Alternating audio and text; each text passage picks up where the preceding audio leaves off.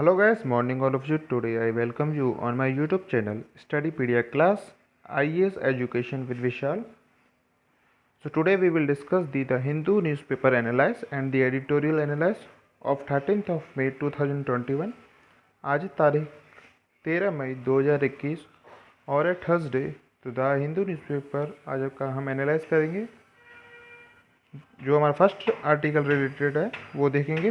तो हमारा first article related है लेटर्स से, जो कि अपोजिशन पार्टीज़ ने, जो हमारी अभी करंट में जो पार्टी है बीजेपी, जो रूल कर रही है इंडिया में, उन और बीजेपी की जो अपोजिशन पार्टीज़ हैं सबकी सब उन्होंने प्राइम मिनिस्टर नरेंद्र मोदी को, इंडिया के, उन्होंने जॉइंट लेटर लिखा है। और जो टोटल पार्टीज़ हैं वो टोटल 12 पार्टीज़ हैं, अपोजिशन पार्टीज़, जिन्होंने गवर्नमेंट को वो लेटर लिखा है ताकि वो इमीडिएटली एक फ्री और यूनिवर्सल मास लेवल पर वैक्सीनेशन कर सकें, जिसमें कि एक कैंपेन पूरी इंडिया में, पूरी कंट्री के अंदर कोविड-19 पेंडेमिक को रोकने के लिए शुरू करना चाहिए। तो लेटर में बताया गया है 12 पार्टी जो अपोजिशन की हैं उनके द्वारा। और अगर ये लेटर इससे पहले भी भेजा गया था, ये सेकंड लेटर भेजा गया है 10 दिन बाद 13 तारीख को 13 मई, और 3 मई को भी भेजा गया था, जिसमें भी गवर्नमेंट के द्वारा अभी तक कोई रिस्पॉन्स नहीं मिला है।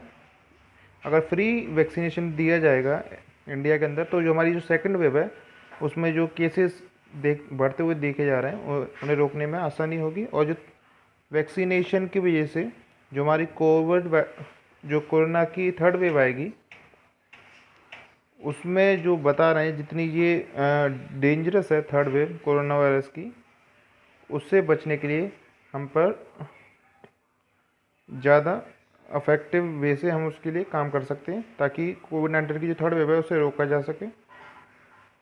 तो अभी देखते हैं गवर्नमेंट की तरफ से रिस्पांस मिलता है नहीं मिलता।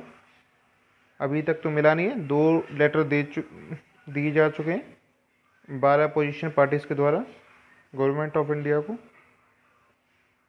नेक्स्ट देखते हैं। नेक्स्ट हमारा आर्टिकल है इज़राइल और पैलेस्टीन जो स्टेट है अदर उसके जो वार चल रहा है दोनों के बीच में, गाज़ा और इज़राइल के बीच में, उसके अंदर 53 डेथ हो चुकी हैं, जो कि फुल स्केल वार चल रहा है। और फुल स्केल वार का मीनिंग है कि इन दोनों कंट्रीज़ के बीच में जो वार हो रहा है उसमें 1000 रॉकेट्स मंडे से लॉन्च कर दिए गए, जिसमें 1000 रॉकेट फायर किए गए गाज़ा मिलिट्री के द्वारा। और इज़राइल आर्मी ने बताया है जिसमें कि एयर स्ट्राइक्स इज़राइल ग्रुप के ऊपर, इज़राइल जो एरियाज़ हैं इज़राइल के, उन पर गिरी गई हैं, जो कि क्राउडेड एरियाज़ हैं।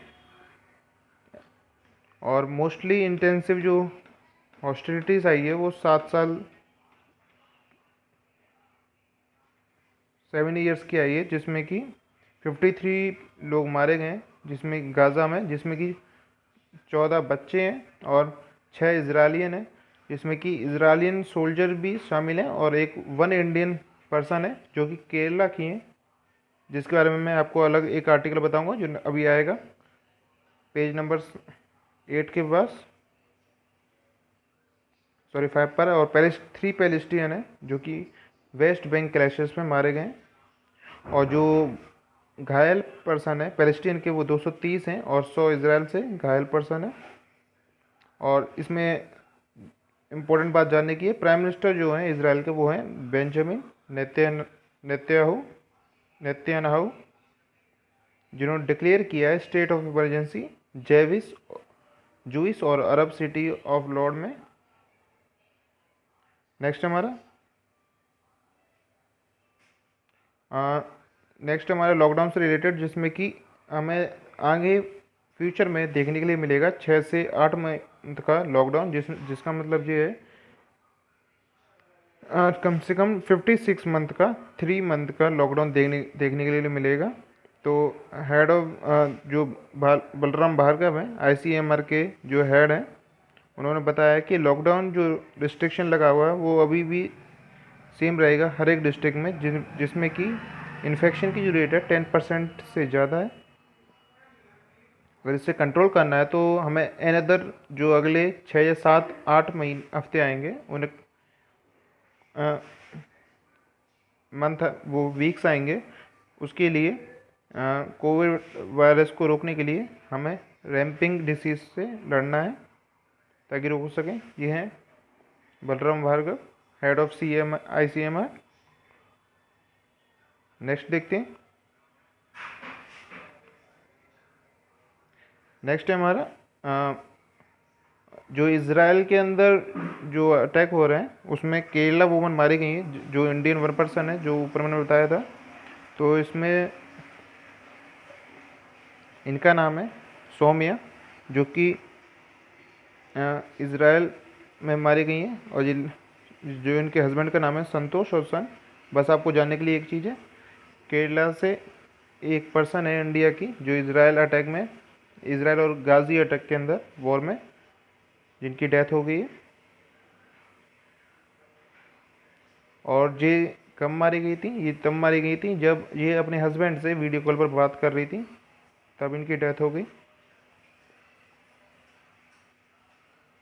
नेक्स्ट हमारा नेक्स्ट है, ये इम्पोर्टेंट नहीं है but knowledge point of view से इम्पोर्टेंट है। तो PM केयर्स जो फंड है, प्राइम मिनिस्टर केयर्स फंड है, उसमें जो डिफेक्ट देखने के लिए मिल रहा है वो 237 237 जो वेंटिलेटर्स हैं उसमें 320 वेंटिलेटर्स में थे जो रिसीव किए गए वो डिफेक्ट देखे गए हैं, जिनके अंदर यानी कि 320 जो वेंटिलेटर जिसमें 237 जो वेंटिलेटर हैं वो डिफेक्टिव देखे गए PM केयर फंड्स के द्वारा जो दिए गए हॉस्पिटल्स में और स्टेट्स के अंदर। नेक्स्ट देखेंगे। नेक्स्ट हमारा DRDO ने सप्लाई किया है यूनिट, ताकि ऑक्सीजन सप्लाई किए हैं यूनिट, ताकि जो 322.5 करोड़ का जो प्रोक्योरमेंट है वो दिया गया है PM केयर फंड के द्वारा। तो PM केयर जो फंड है, prime minister citizens assistance and relief in emergency situation में जो सेक्शन किया है वो 1.5 लाख यूनिट की गई थी ऑक्सी केयर सिस्टम की, जो कि डेवलप की गई थी DRDO द्वारा, जिसकी कॉस्ट थी टोटल 322.5 करोड़। ये है कि PM केयर फंड ने 322.5 करोड़ दिए गए DRDO को, जिसने कि 1.5 लाख यूनिट जो ऑक्सी केयर सिस्टम की वो डेवलप की गई हैं DRDO के द्वारा इस बजट से। और सेपरेटली इसमें 4 lakh litre capacity oxygen production plant खोला है जर्मनी के द्वारा, जो दिया गया था दिल्ली में, जो कि सरदार वल्लभ भाई पटेल हॉस्पिटल में स्टेबलाइज किया गया DRDO के द्वारा। और अलग वेस्ट एशिया से जो हेल्प मिली गई है वो हमें समुद्र सेतु सेकंड जो ऑपरेशन है उसके द्वारा मिली गई है, जिसमें कि कंट्रीज आती हैं फ्रेंच और इंडोनेशिया और फ्रेंच, हम वेस्ट पढ़ रहे हैं, फ्रेंच में जर्मनी और अदर्स कंट्रीज में जैसे कनाडा और मैनी मोर। नेक्स्ट देखते हैं। नेक्स्ट हमारा NGO से रिलेटेड है। तो गवर्नमेंट ने डिसाइड किया है कि जिस NGO का अकाउंट SBI के अंदर नहीं है उनको जो फॉरेन फंड मिलता है वो मिलना बंद हो जाए। तो इसमें अभी जो दिल्ली के अंदर NGOs हैं उसमें 16% जो रजिस्टर्ड हैं वो NGO वो अभी एक्टिव हैं SBI के अंदर, मेन ब्रांच दिल्ली में। तो कंपलसरी उनके लिए कर दिया है 1 अप्रैल से, जो फॉरेन फंडिंग चाहिए उन्हें NGOs को, तो उनका अकाउंट SBI के अंदर होना चाहिए।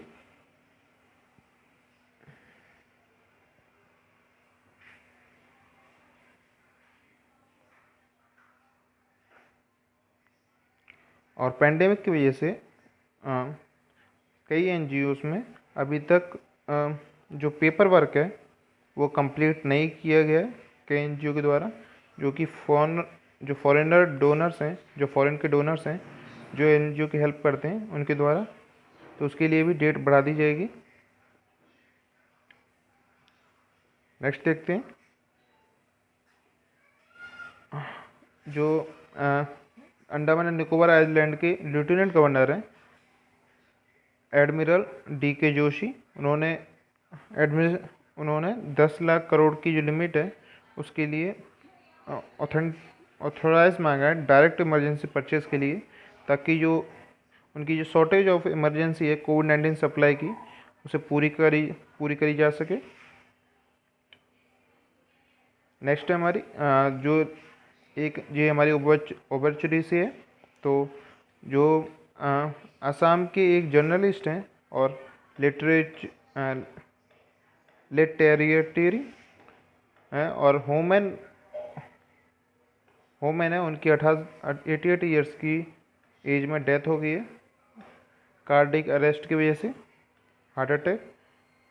और जो कि फॉर्मर प्रेसिडेंट थे असम साहित्य सभा के, जिनको कोविड-19 पॉजिटिव निकला था 24 अप्रैल को।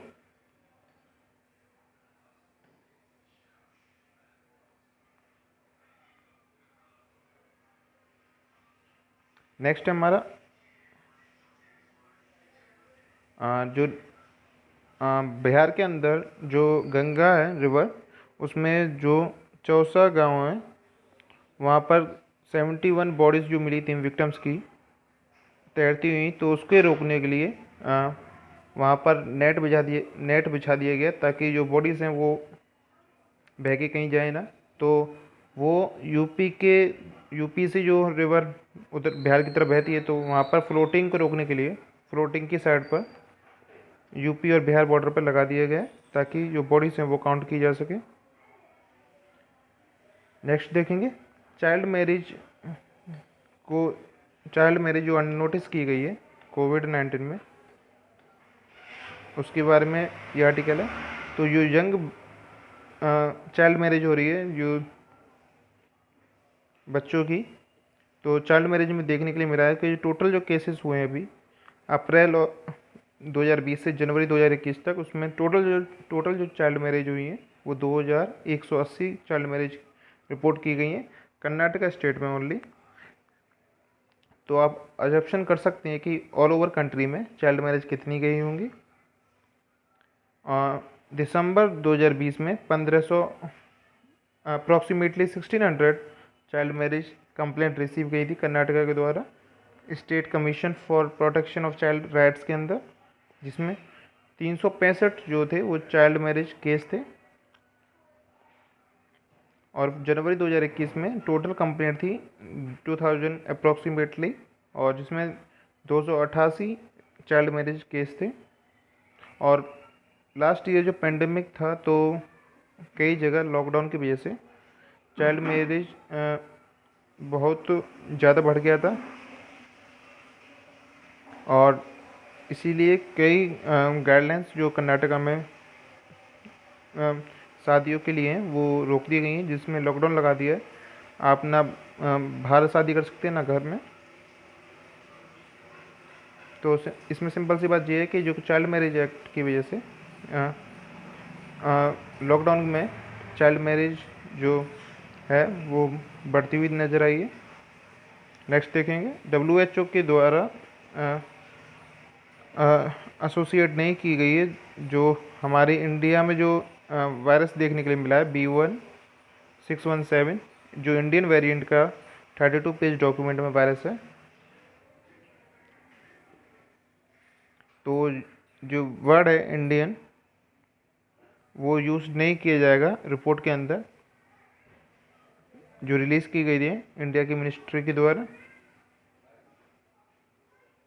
तो B1617 जो वायरस है इंडिया में ही है, जिसको कोविड-19 के लिए हमने इंडियन वेरिएंट नाम दिया है, लेकिन वो WHO के द्वारा उसे इंडियन वेरिएंट नाम देने के लिए मना कर दिया गया।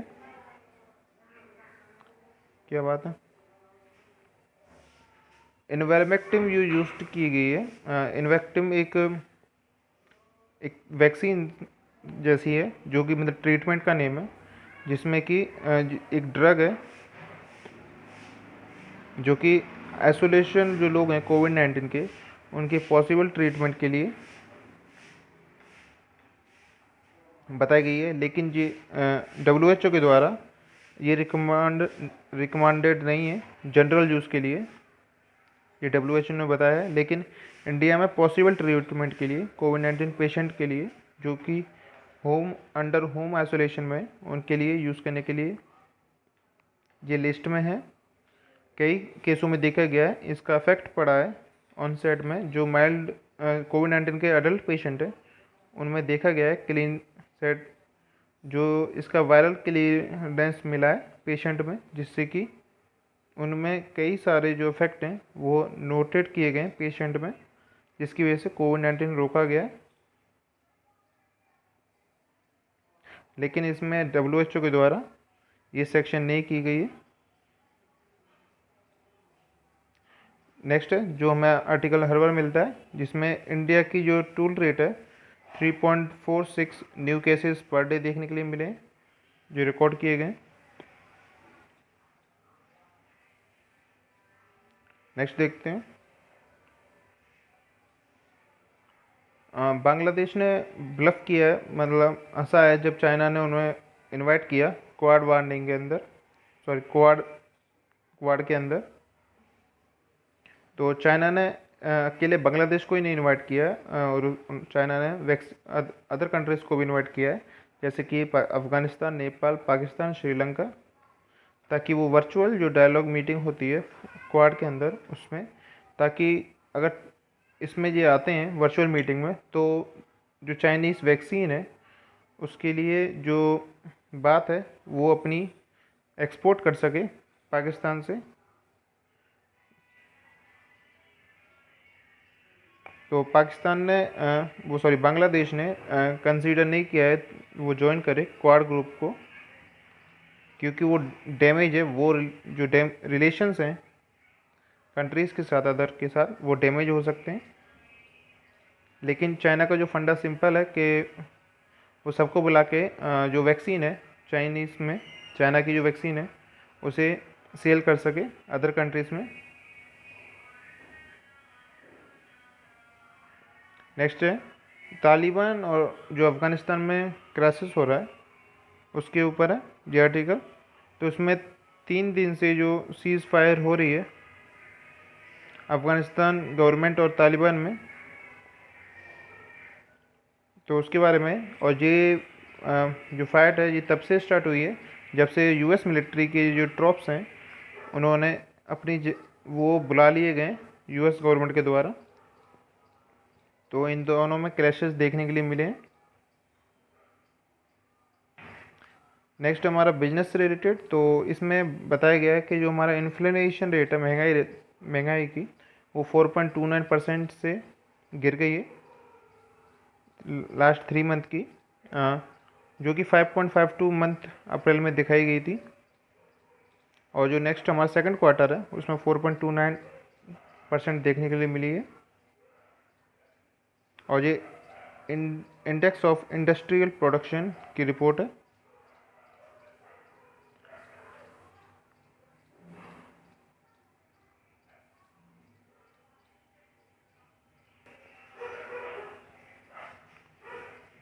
तो इस आर्टिकल में जो बताया गया है, जो WTO है, वर्ल्ड ट्रेड ऑर्गेनाइजेशन, जिसकी डायरेक्टर हमारी डायरेक्टर नगोजी ओकोनजो इवेलिया हैं, उन्होंने पुश किया है कई इनिशियल पैक्ट को अदर कंट्रीज़ के जो नेशंस हैं उनको, ताकि वो जुलाई तक अपनी जो फाइनेंशियल आउटकम है इंटेलेक्चुअल प्रॉपर्टी के ऊपर, जो कि कोविड-19 क्राइसिस की वजह से देखने के लिए मिले हैं कोविड-19 वैक्सीन के लिए, उसके ऊपर एक एग्रीमेंट दे सकें और डिलीवर कर सकें वैक्सीन्स के ऊपर एग्रीमेंट।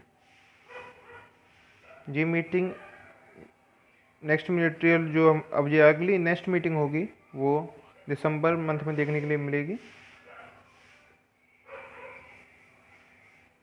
और ये मीटिंग जो जिनेवा के अंदर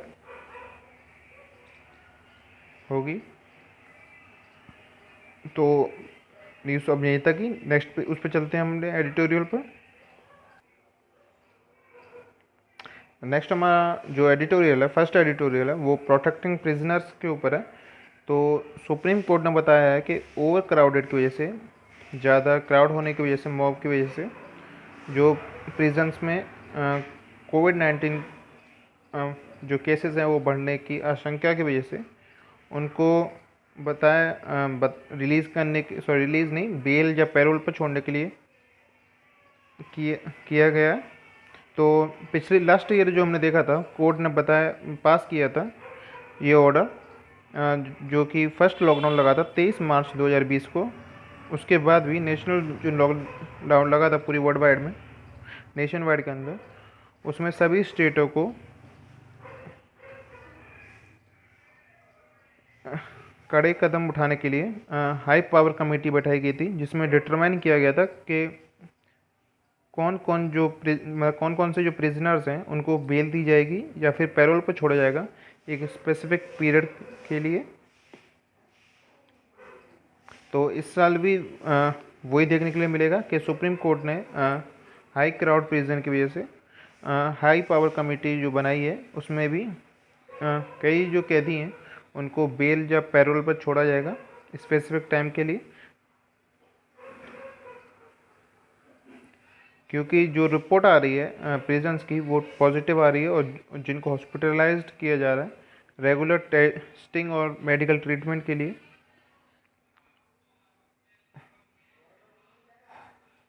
और ये देखने के लिए मिला था कि जो पॉलिटिकल जो प्रिजनर्स हैं, जो भीमा कोरेगांव केस के अंदर थे, उनका डायरेक्ट जो लिंक था एक्ट ऑफ वायलेंस के में, उनको जो उनकी बेल के लिए प्लेयर जो डाली जा रही है अर्जी, तो उसको डिनाई किया गया है सुप्रीम कोर्ट के द्वारा।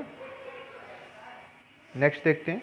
नेक्स्ट जो हमारा है वो स्टेट से रिलेटेड, जिसमें कि बताया गया है कि इंडिया की जो नेशनल पॉजिटिविटी रेट है कोविड-19 की वजह से, उसके बारे में। तो इसमें इंडिया का जो 3/4 जो पार्ट है इंडिया का, वो कोविड-19 पॉजिटिव में देखा गया, जिसमें इंडिया ने एडमिनिस्ट्रेटेड किए गए 3.7 मिलियन डोसेस वैक्सीन, और जो कि 26 अप्रैल तक देखे गए।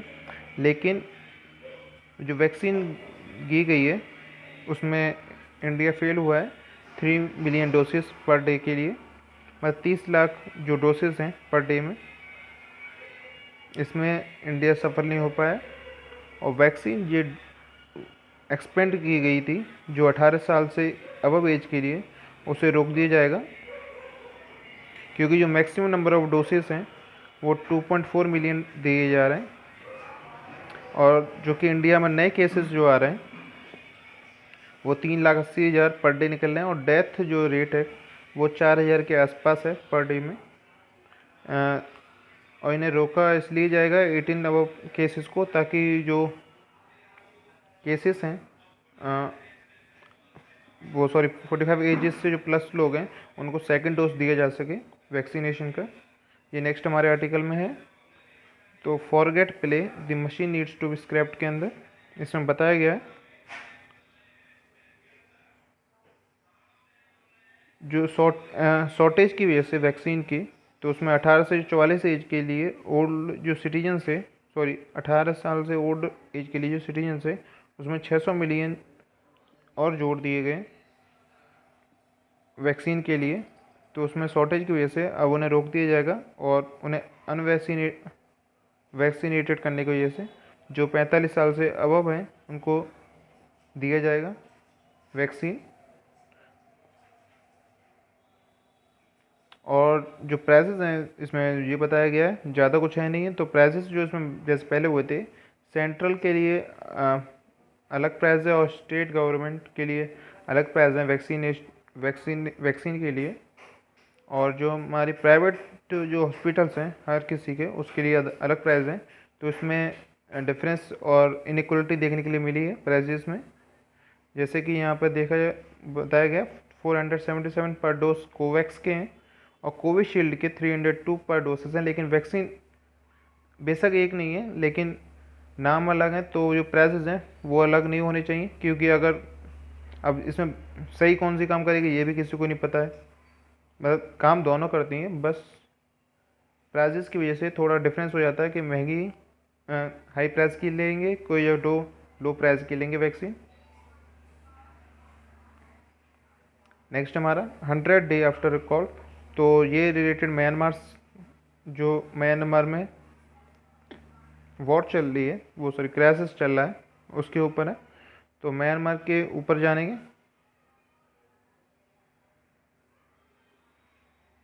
तो म्यांमार इंडिया की नेबरिंग कंट्री है जी। न्यूज़ में इसलिए है क्योंकि जो यहाँ की मिलिट्री है उसने पूरी पावर को ग्रैब कर लिया है।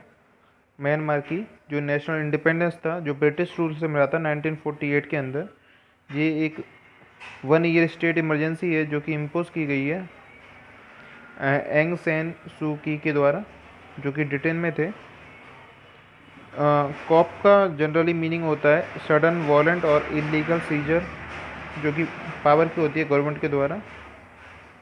म्यांमार की जो लोकेशन है वो इसके जो नेबरिंग कंट्रीज़ हैं वो थाईलैंड, लाओस, बांग्लादेश, चाइना और इंडिया हैं, लेकिन ये साउथ ईस्ट एशिया में सिचुएटेड है, इंडिया के ईस्टर्न साइड में और चाइना के साउथ साइड में।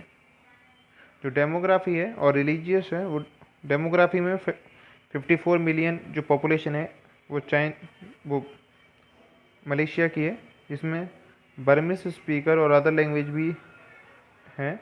और जो कैपिटल है वो नाइपीडाई है, और जो सिटी है इसकी बिगेस्ट सिटी है वो रंगून है, जिसको येनगुन भी कहा जाता है। और ये बुद्धिज्म कंट्री है, जिसमें एथिक्स कई ग्रुप के कंट्रीज़ हैं, जिसमें मुस्लिम भी है, जिसमें रोहिंग्या है।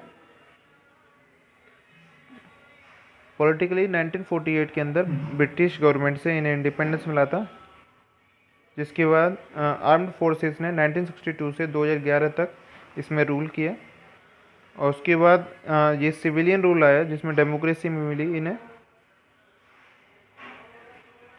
लेकिन 2000 फिर से मिलिट्री रूल आ गया। तो इसमें जाने के लिए बस इतना ही। नेक्स्ट देखेंगे। नेक्स्ट हमारा edtech needs and ethic policy.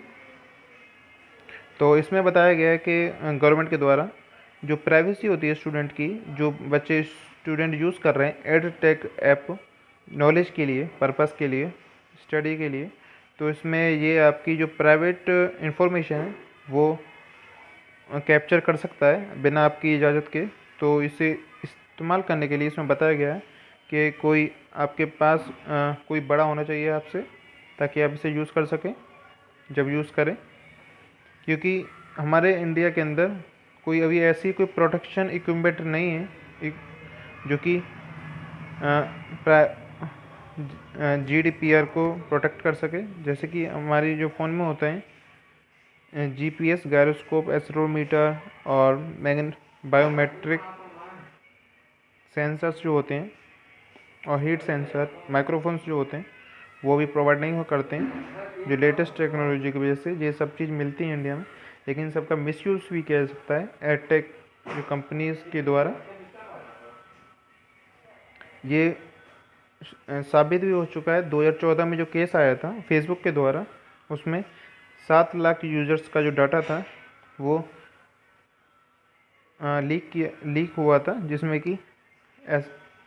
जिसमें कि जो कई सारे केसेस थे सोशल नेटवर्किंग साइट के, वो देखने के लिए मिले थे। और अभी भी यही देखने के लिए मिल सकता है। नेसेसरी है भी नहीं भी, एथिक्स पॉलिसी की वजह से एडटेक कंपनी भी एक एक्टिव पार्टिसिपेशन है एजुकेटर में, जो कि रिसर्च, पेरेंट्स और लर्नर्स और इंडस्ट्रियल एक्सपर्ट में शामिल है हो सकती है। तो सिंपल सी बात यह है कि आप जब इस्तेमाल करें तो यूज़ करने से पहले आप देख लें कि ये जो आप चीज़ यूज़ कर रहे हैं वो हार्मफुल तो नहीं है आपके किसी डाटा के लिए, जो पर्सनल प्राइवेसी के लिए। तो दोस्तों अब वीडियो बस इतना ही। हमारा न्यूज़पेपर ख़त्म हो चुका है, तो कल मिलेंगे। जब तक के लिए जय हिंद, वंदे मातरम। चैनल को सब्सक्राइब कीजिए, लाइक कीजिए और शेयर कर दीजिए अपने सभी दोस्तों को। और वीडियो शॉर्ट होने से पहले चैनल को सब्सक्राइब और बेल आइकन को तो ज़रूर दबा दीजिए ताकि आपको हमारी लेटेस्ट वीडियो जल्दी मिल सके। Thank you. वंदे मातरम। जय हिंद।